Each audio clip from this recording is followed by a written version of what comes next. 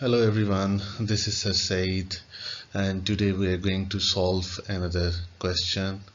This is question number 10 from May-June 21 paper 1-2. This question is related with the momentum conservation, in fact law of conservation of momentum. Like if you have a mass moving with some velocity in this direction, another mass is moving with velocity in this direction, they collide, and after the collision they are again moving in the same direction. So while solving this problem, the sum of momentum before collision is equal to the sum of momentum after collision, and we always put a positive sign with it because the directions are same before and after collision. But here this nitrogen molecule is at rest, means its momentum is 0, and this P is going to hit with this one, and now they are making some angle and move in some different directions, means making angle of 55 and 34. While finding the momentum we must know the mass. In this case the mass is same because P and Q both are nitrogen molecules. So here we have to divide this momentum of P into the components, and again the momentum of Q into the components, because we are looking for the momentums or the momentum components which are same in direction. Hence we divide it into its components, like one of the component is here, and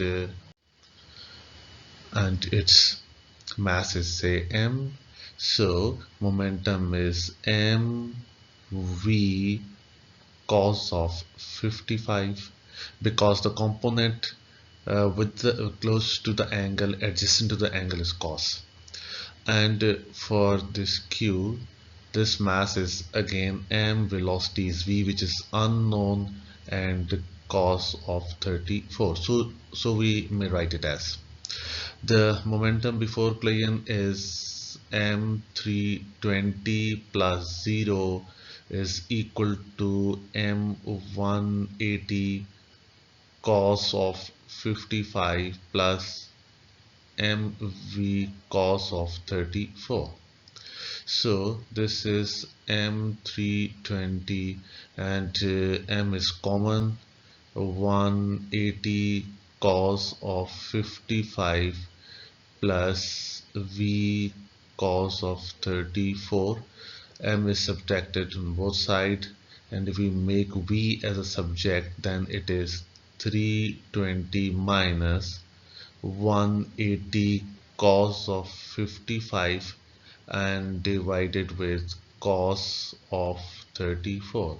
By solving this on the calculator, you come to know that the answer is 260 meter per second. So option D is correct. Thank you very much and good luck.